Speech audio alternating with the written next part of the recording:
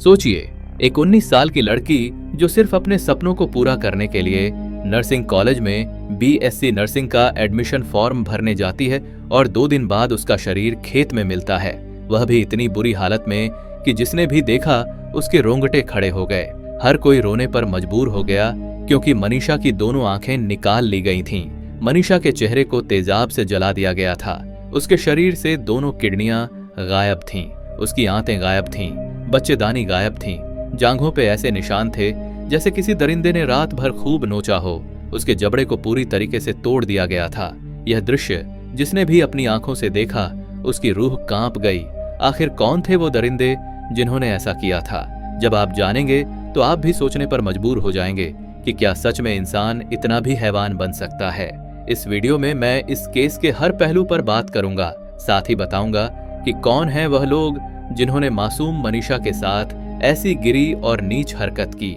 इस वीडियो में आगे बढ़ने से पहले मेरा आप सभी से निवेदन है कि इस वीडियो को अंत तक जरूर देखें और इसे ज्यादा से ज्यादा शेयर करें ताकि सच्चाई सभी को पता चल सके कि कौन थे वो लोग जिन्होंने मनीषा के साथ ऐसा किया।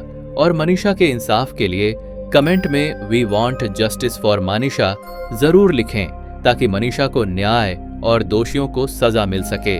अब तक इस कहानी के बारे में पूरा देश जान चुका है, लेकिन फिर भी मैं इस कहानी को शुरू से शुरू करता हूं ताकि पूरी कहानी आप अच्छी तरह से समझ सकें कि आखिर दोषी कौन है। हरियाणा के भिवानी की एक गरीब परिवार की बेटी जिसका नाम मनीषा था, उम्र महज 19 साल, वह प्ले स्कूल में टीचर थी। उसका सपना था नर्सिंग ऑफिसर बनना ताकि परिवार की मुश्किलें दूर हों। पिता संजय एक साधारण किसान जिन्हें अपनी बेटी पर गर्व था, लेकिन 11 अगस्त को जो होने वाला था उसके बारे में किसी ने सपने में भी नहीं सोचा था। 11 अगस्त की सुबह प्ले स्कूल जाने से पहले मनीषा अपने पिता से कहकर जाती है कि पापा, आज मैं प्ले स्कूल से निकलकर सिंघानी के ideal school and nursing college जाऊंगी। मुझे बीएससी नर्सिंग का फॉर्म भरना है और एडमिशन के बारे में पूछना है। घर आने में 5 बज जाएंगे। पापा ने कहा, ठीक है बेटा, समय से आ जाना। सुबह मनीषा प्ले स्कूल जाती है। स्कूल की छुट्टी होने के बाद वह करीब 1:30 बजे वहां से अपने पापा को फोन करके बताती है कि वह नर्सिंग कॉलेज जा रही है। पिता को लगा कि मनीषा कॉलेज गई है, शाम तक आ जाएगी। वह अपने काम में लग गए, लेकिन शाम के 6 बज गए, मनीषा घर नहीं लौटी। पिता को लगा कि शायद कोई सवारी उसे नहीं मिली होगी, इसलिए अभी तक नहीं आई। अक्सर गांव के एरिया में सवारी या ऑटो मिलने में बड़ी दिक्कत होती है, इसलिए मनीषा के पिता बस यही आस लगाकर बैठे थे कि उनकी बेटी जल्द ही घर लौट आएगी। वो मनीषा को फोन करते हैं लेकिन उसका नंबर नहीं लगता। लेकिन शाम 6:26 पर मनीषा के फोन से पिता के फोन पर 1:10 सेकंड की घंटी बजती है। पिता फोन उठाने ही जा रहे थे कि फोन कट गया, लेकिन जब उन्होंने वापस से फोन किया तो मनीषा का फोन रिसीव नहीं हुआ। पिता कई बार फोन करते हैं लेकिन मनीषा का फोन नहीं उठता, फिर फोन बंद हो जाता है। पिता डर जाते हैं कि कहीं उनकी बेटी के साथ कोई हादसा तो नहीं हो गया। वह तुरंत आनन फानन में सिंघानी के ideal school and nursing college पहुंच जाते हैं। मनीषा के पिता ने वहां के गार्ड से जाकर पूछा। उस गार्ड को मनीषा की तस्वीर दिखाई और कहा कि यह लड़की क्या इस कॉलेज में आई थी? तो गार्ड ने साफ मना कर दिया। गार्ड ने कहा, नहीं, यह लड़की नहीं आई थी। फिर मनीषा के पिता 2 और गार्ड से पूछते हैं। उन्हें भी मनीषा की तस्वीर दिखाते हैं कि क्या यह लड़की यहाँ आई थी? उन्होंने भी मना कर दिया। मनीषा के पिता उनके सामने हाथ जोड़ते हैं कि हमें सीसीटीवी वीडियो दिखाओ, लेकिन कॉलेज के दोनों गार्ड नशे में थे। उन्होंने कहा कि हम नहीं दिखा सकते, स्टाफ नहीं है। यहीं से मनीषा के पिता का माथा सनक गया। उन्होंने तुरंत 112 पर कॉल किया। थोड़ी देर बाद police ideal school and nursing college पहुंच जाती है। मनीषा के पिता पुलिस को सारी बात बताते हैं, लेकिन पुलिस कॉलेज के 2-4 स्टाफ से पूछताछ करके वहां से मनीषा के पिता को लेकर वापस सिंघानी गांव में छोड़ देती है। 112 पुलिस ने मनीषा के पिता से कहा कि आप लोहारू पुलिस स्टेशन जाओ और एफआईआर कराओ। मनीषा के पिता लोहारू पुलिस स्टेशन जाते हैं। थाने में जाकर रिपोर्ट लिखवाने की कोशिश करते हैं कि मेरी बेटी मनीषा लापता है, लेकिन मनीषा के पिता के साथ पुलिस ने जो व्यवहार किया उसने सबके होश उड़ाकर रख दिए। मनीषा के पिता ने जब पुलिस से कहा कि मेरी बेटी लापता है तो पुलिस ने पूछा, तुम्हारी बेटी की उम्र क्या है? मनीषा के पिता ने बताया, मेरी बेटी 19 साल की है। इस पर पुलिस ने कहा, तुम्हारी बेटी बालिग है हो सकता है अपनी मर्जी से किसी के साथ पिकनिक मनाने चली गई हो, वह किसी के साथ भाग गई होगी। 24 घंटे इंतजार करो, वह वापस लौट आएगी। मनीषा के पिता हाथ जोड़ते हैं, गिड़गिड़ाते हैं, कहते हैं कि मेरी बेटी ऐसा नहीं कर सकती, उसके साथ जरूर कोई दुर्घटना हुई है। लेकिन पुलिस ने एफआईआर नहीं लिखा। सोचिए, जिस पिता की बेटी गायब हुई थी, उस पिता से हमारे देश की पुलिस कह रही है कि तुम्हारी बेटी बालिग है, किसी के साथ पिकनिक मनाने गई है, वो किसी के साथ भाग गई है। मजबूर पिता हाथ जोड़ते हैं, गिड़गिड़ाते हैं, फिर भी एफआईआर नहीं लिखी गई। वह थक हार कर घर आ जाते हैं। मनीषा 11 अगस्त को गायब हुई थी और अगली सुबह यानी 12 अगस्त को मनीषा के परिजन उसे हर जगह ढूंढते हैं। वे उस ideal school and nursing college भी जाते हैं जहां से मनीषा गायब हुई थी।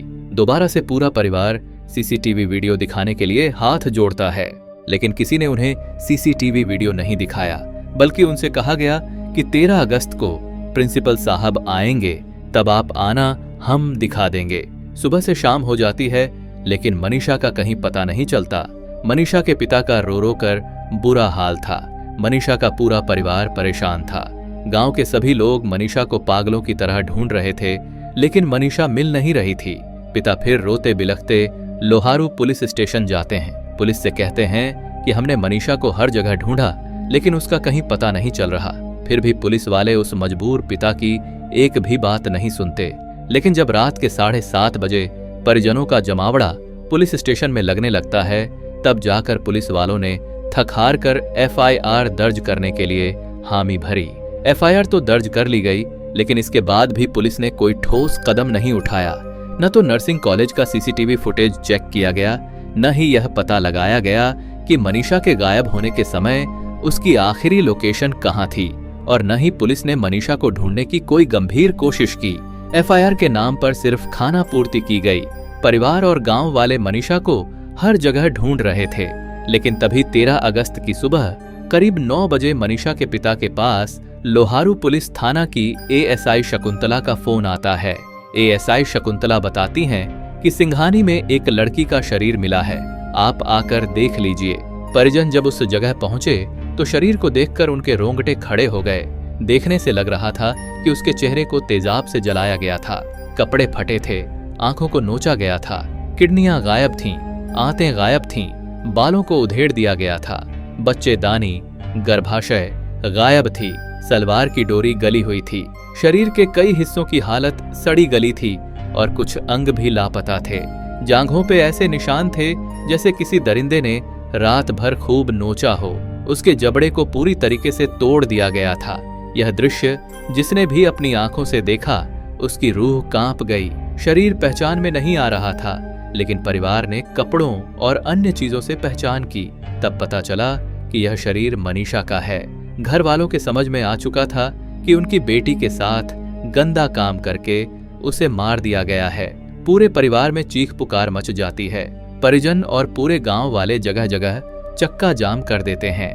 पुलिस के खिलाफ जमकर नारेबाजी होती है। परिजनों ने आरोप लगाया कि अगर पुलिस समय पर एफआईआर दर्ज करती और जांच करती तो मनीषा आज जिंदा होती। देखते ही देखते आसपास के गांव के लोग भी सड़कों पर उतर आए और नारेबाजी करने लगे। परिजनों का लगातार कहना था कि गंदा काम के बाद मनीषा को बेरहमी से मार दिया गया है, उसके बॉडी पार्ट गायब हैं और उसके चेहरे को तेजाब से जलाया गया है। परिजनों की मांग थी कि उन्हें इंसाफ चाहिए और दोषियों को फांसी दी जाए। उसके बाद पूरा प्रशासन आता है। लोहारू के एसडीएम भी आते हैं, डिप्टी कमिश्नर भी आते हैं। उन्होंने परिजनों को आश्वासन दिया कि 24 घंटे के अंदर हम मुजरिमों को गिरफ्तार कर लेंगे, लेकिन परिवार ने साफ कहा जब तक दोषियों की गिरफ्तारी नहीं होगी तब तक अंतिम संस्कार नहीं करेंगे। इसके बाद शरीर को तुरंत पोस्टमार्टम के लिए भेज दिया गया। भिवानी के सिविल हॉस्पिटल में पोस्टमार्टम किया गया, लेकिन जब रिपोर्ट आई तो परिवार को विश्वास नहीं हुआ। रिपोर्ट सामने आने के बाद मामला और उलझ गया। पोस्टमार्टम रिपोर्ट की कॉपी में साफ साफ देखा जा सकता है कि सबसे ऊपर लिखा गया है, गलत काम करके गला रेतकर कांड किया गया। मृतका की सलवार फटी हुई और नाड़ा खुला मिला। कपड़ों पर संघर्ष के निशान दर्ज किए गए। अंडरवियर पर मल, स्टूल के धब्बे पाए गए। रिपोर्ट में आगे यह भी लिखा गया कि मृतका के कपड़ों और निजी अंगों से लिए गए नमूनों में सीमन नहीं मिला। इसी वजह से मेडिकल रिपोर्ट के आधार पर कांड की पुष्टि नहीं हो पाई। लेकिन यहाँ सोचने वाली सबसे बड़ी बात यह है कि एक तरफ रिपोर्ट बताती है कि मृतका के कपड़ों पर संघर्ष के निशान थे, सलवार फटी हुई थी और उसका नाड़ा खुला मिला, अंडरवियर पर मल के धब्बे तक मौजूद थे। यह सभी तथ्य इस ओर स्पष्ट इशारा करते हैं कि मृतका के साथ जबरदस्ती और गलत काम हुआ था। इसके बावजूद यह लिख दिया गया कि शरीर से सीमन का कोई निशान नहीं मिला, इसीलिए गंदा काम की पुष्टि नहीं की जा सकती। जबकि सुप्रीम कोर्ट ने कई मामलों में यह साफ कहा है कि सिर्फ शरीर से सीमन न मिलना यह साबित नहीं करता कि गंदा काम नहीं हुआ। सीमन कई कारणों से शरीर से नहीं मिल पाता, जैसे पीड़िता के कपड़े बदल दिए जाना, धुलाई होना, समय बीत जाना या अपराधियों द्वारा सबूत मिटाने की कोशिश करना। इसलिए कानून की दृष्टि से और न्यायालय के अनुसार केवल सीमन का न मिलना गंदा काम से इनकार करने का आधार नहीं हो सकता। कपड़ों की स्थिति, संघर्ष के निशान और परिस्थितिजन्य साक्ष्य भी उतने ही अहम माने जाते हैं। इसके अलावा रिपोर्ट में यह भी दर्ज है कि मृतका के दोनों घुटनों पर चोट के निशान थे, लेकिन न तो उस जगह से सलवार फटी थी और न ही कोई रगड़ने का निशान मिला। इसका मतलब साफ है कि लड़की के साथ गलत काम करने के बाद उसे सलवार पहनाई गई। और इसके बाद जो बातें रिपोर्ट में लिखी गई हैं, उन्हें जानकर आपके रोंगटे खड़े हो जाएंगे। पोस्टमार्टम रिपोर्ट के अनुसार शरीर पर घास, पुआल और सड़े हुए ऊतक लगे हुए थे और तेज बदबू आ रही थी। शरीर और कपड़ों पर कई जगह मक्खियों के अंडे थे। सिर के आगे, दोनों तरफ और पीछे के बाल आसानी से उखड़ रहे थे। पूरे शरीर और खोपड़ी की त्वचा पर सड़न के कारण काले धब्बे थे। चेहरा, गर्दन और सिर के कुछ हिस्सों की त्वचा और नरम ऊतक गायब थे। नाक और आंख की संरचना भी नहीं थी और आंखें भी गायब थीं। गर्दन की कुछ हड्डियां और अंदर के ऊतक भी सड़ चुके थे। शरीर की त्वचा कई जगह से उतर चुकी थी और हाथ पांव की त्वचा आंशिक रूप से हट चुकी थी। छाती तनी हुई थी और पेट फूला हुआ था। बच्चेदानी आंशिक रूप से बाहर निकली हुई थी। गले पर रस्सी के निशान नहीं मिले। दोनों आंखों और कॉर्निया का हिस्सा गायब था। मुंह, नाक, कान, गुदा या प्राइवेट पार्ट से खून या झाग जैसी कोई चीज नहीं थी। सबसे बड़ा घाव गर्दन के सामने और दोनों तरफ था, जिसका आकार लगभग 29.5 सेंटीमीटर गुणा 16 सेंटीमीटर था। घाव के किनारे लाल, सूजे हुए और अनियमित थे। पोस्टमार्टम रिपोर्ट में यह भी दर्ज किया गया कि शरीर पर कीड़ों या जानवरों द्वारा खाए जाने के निशान पाए गए।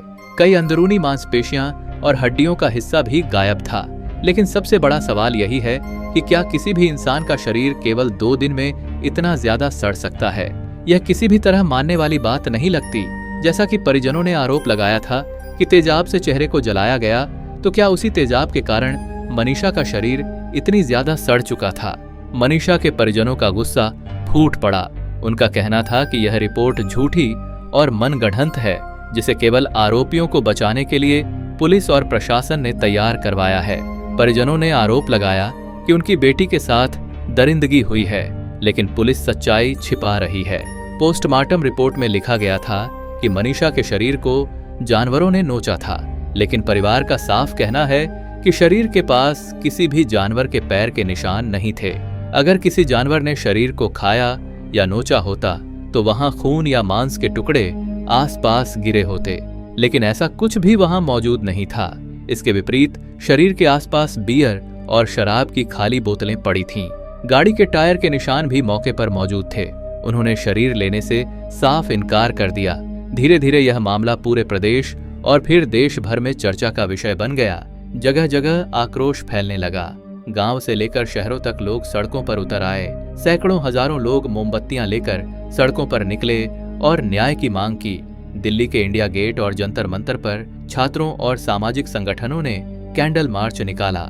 हरियाणा के कई जिलों में महिलाएं और युवक हाथों में तख्तियां लेकर सड़कों पर उतर आए। जगह जगह नारे लगे।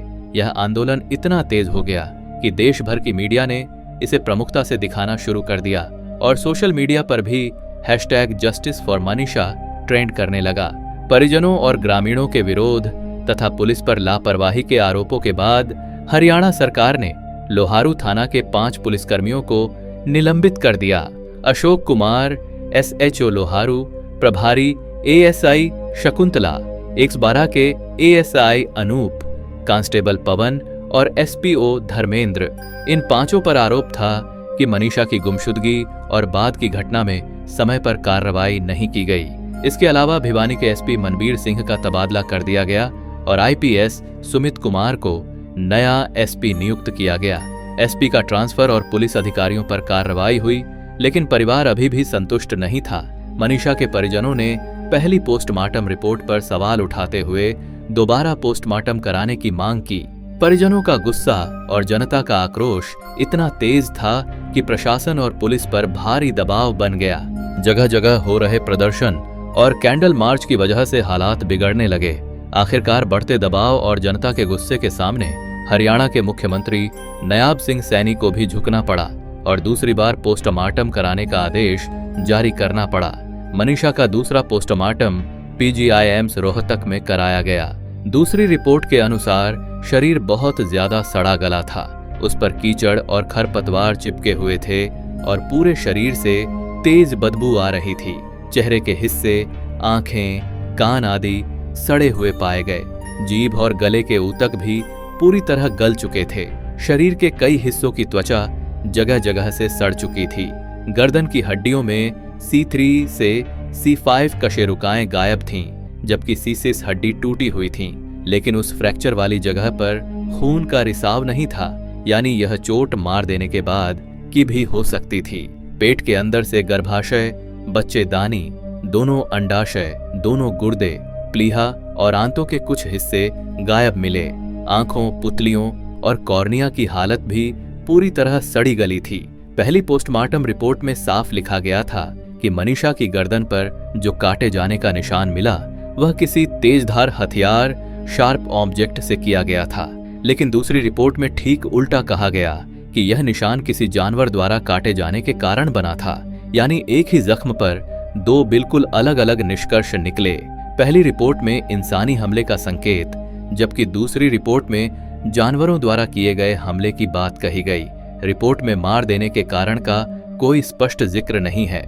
पहली रिपोर्ट में यह लिखा गया था कि आंखें गायब थीं और बच्चेदानी बाहर थीं, लेकिन दूसरी रिपोर्ट में यह दर्ज है कि बच्चेदानी और अन्य आंतरिक अंग, गुर्दे, प्लीहा, अंडाशय गायब थे और आंखों, पुतलियों व कॉर्निया की हालत पूरी तरह सड़ी हुई थी, यानी आंखें गल चुकी थीं, लेकिन उनके गायब होने का जिक्र नहीं किया गया। इस तरह दोनों रिपोर्टें एक दूसरे से मेल नहीं खाती और दोनों में अंतर है। यहीं से विवाद और गहराने लगा। मनीषा के परिजनों ने साफ आरोप लगाया कि पुलिस सच छिपा रही है और आरोपियों को बचाने की कोशिश कर रही है। सबसे बड़ा सवाल उठने लगा कि दो अलग अलग मेडिकल टीमें इतनी अलग अलग बातें आखिर कैसे लिख सकती हैं। लेकिन अगले दिन आई विसरा रिपोर्ट में यह स्पष्ट लिखा गया कि मनीषा ने कीटनाशक पेस्टिसाइड पिया था। उसके शरीर में कीटनाशक पाया गया जिसकी वजह से वो मर गई। पेस्टिसाइड यानी वही जहर जिसे किसान फसल में कीड़े मारने के लिए इस्तेमाल करते हैं। कई एक्सपर्ट्स का मानना है कि क्योंकि मनीषा का शरीर खेत में मिला था, अगर आसपास के खेतों में फसल पर कीटनाशक डाला गया था तो भी शरीर में कीटनाशक के अंश आ सकते हैं। एक्सपर्ट्स का यह भी कहना है कि आमतौर पर विसरा रिपोर्ट आने में 15 से 30 दिन लगते हैं, लेकिन मनीषा के केस में यह रिपोर्ट सिर्फ 3 दिन बाद ही आ गई, जो कहीं न कहीं संदेह पैदा करती है।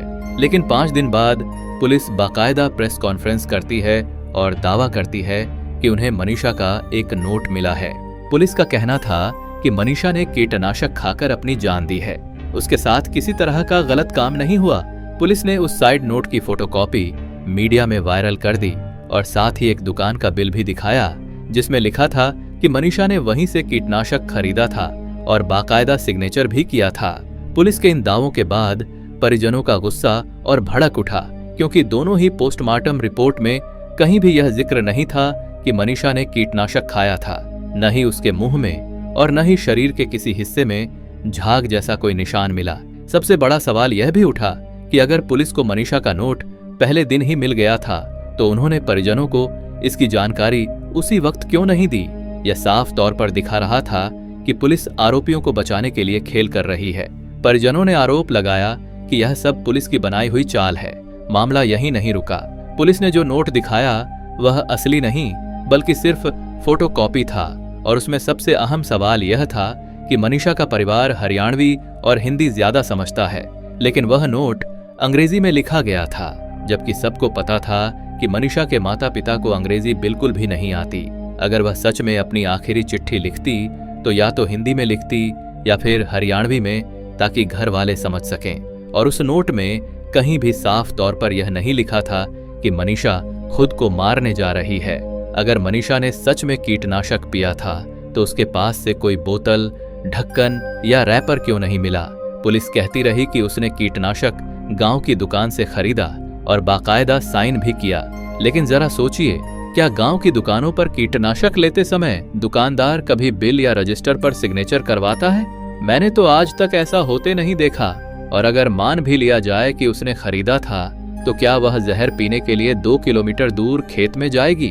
वो यह काम घर पर भी कर सकती थी। फिर सबसे बड़ा सवाल, अगर उसने कीटनाशक पिया तो क्या उसके बाद उसने अपने सलवार का नाड़ा खुद खोल लिया? और जो शरीर के अंग गायब थे, क्या वह खुद काट कर गायब कर गई?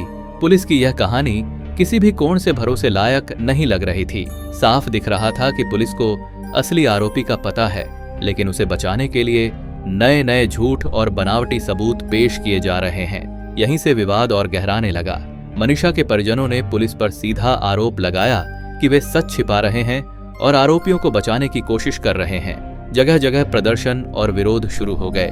परिजनों का गुस्सा अब उबाल पर था। उन्होंने साफ कह दिया था कि जब तक मनीषा का पोस्टमार्टम दिल्ली AAIMS में नहीं होगा और जब तक पूरे मामले की जांच CBI को नहीं सौंपी जाएगी, तब तक वे शरीर का अंतिम संस्कार नहीं करेंगे। हर तरफ यह सवाल गूंजने लगा कि आखिर पुलिस क्यों बार बार पोस्टमार्टम रिपोर्ट में विरोधाभास पेश कर रही है और क्यों जबरदस्ती आत्मकांड का एंगल लाने की कोशिश कर रही है। जैसे जैसे लोगों का गुस्सा बढ़ा, वैसे वैसे आंदोलन भी तेज होता गया। आखिरकार बढ़ते जन आक्रोश और परिवार के अडिग रुख को देखते हुए सरकार को दखल देना पड़ा। शरीर कई दिनों तक रखा रहा, जिससे पूरे माहौल में तनाव और गहराता गया। दबाव बढ़ने पर सरकार को मजबूरन मनीषा का तीसरी बार पोस्टमार्टम दिल्ली AIMS में कराना पड़ा। उच्च स्तर की बैठक हुई और केस को CBI के हवाले कर दिया गया। जब परिवार की दोनों मांगे पूरी हुई, तब 21 अगस्त को मनीषा का अंतिम संस्कार पूरा हुआ। अगर गौर से देखा जाए तो किसी केस में 3-3 बार पोस्टमार्टम होना बेहद असामान्य है। सुशांत सिंह राजपूत केस में भी सिर्फ 2 बार ही पोस्टमार्टम हुआ था।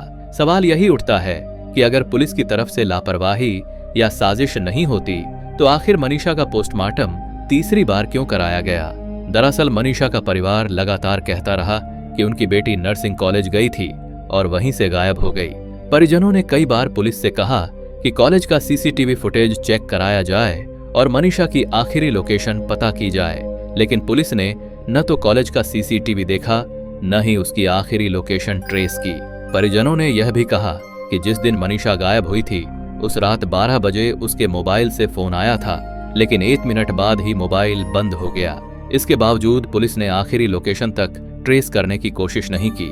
मनीषा का मोबाइल आज तक गायब है, लेकिन हैरानी की बात यह है कि पुलिस ने उसे ढूंढने की कोई ठोस कोशिश ही नहीं की। इतना ही नहीं, जिस वक्त मनीषा का शरीर बरामद हुआ था, उस समय भी पुलिस ने घटना स्थल पर फॉरेंसिक टीम को बुलाने की जरूरत नहीं समझी। यानी सबसे अहम सबूत, मोबाइल और क्राइम सीन की जांच, दोनों को पुलिस ने पूरी तरह नजरअंदाज कर दिया। मनीषा के परिजनों का साफ आरोप है कि उनकी बेटी के साथ जो कुछ भी हुआ है, उसमें नर्सिंग कॉलेज की ही भूमिका है।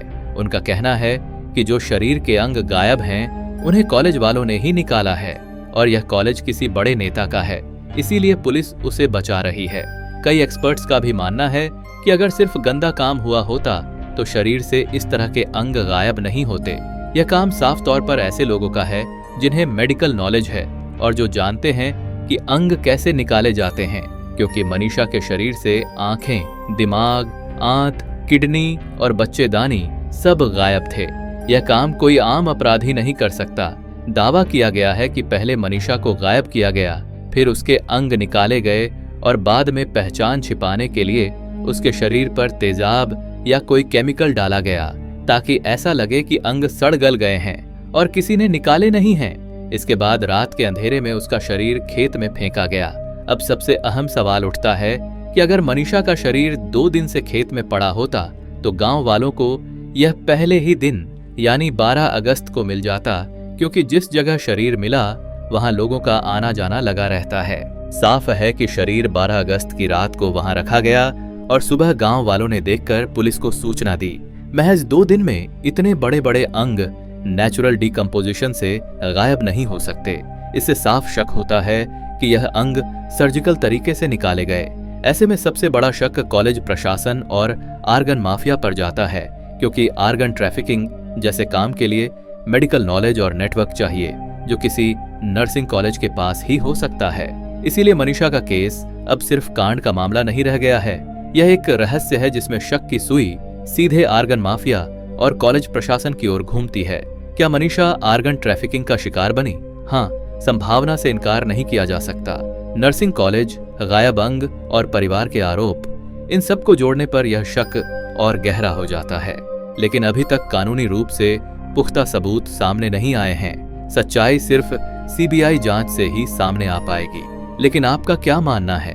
क्या मनीषा के साथ जो दर्दनाक घटना हुई है वह सचमुच कॉलेज वालों ने ही की है? क्या अब सीबीआई उन दरिंदों तक पहुंच पाएगी जिन्होंने मनीषा के साथ ऐसा घिनौना अपराध किया? और क्या मनीषा को अब बिना देरी के न्याय मिलना चाहिए? इस पूरे मामले पर अपनी राय जरूर साझा करें और कमेंट्स में जस्टिस फॉर मनीषा जरूर लिखें।